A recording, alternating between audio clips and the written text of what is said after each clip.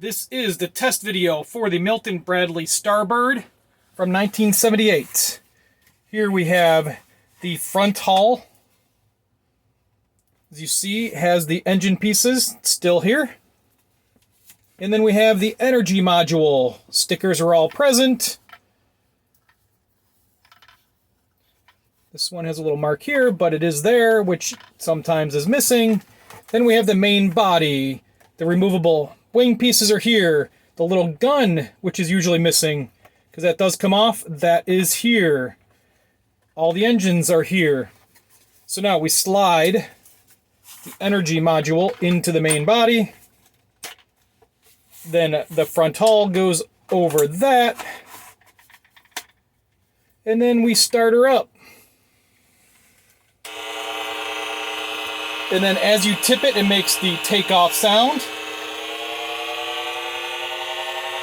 And it takes off.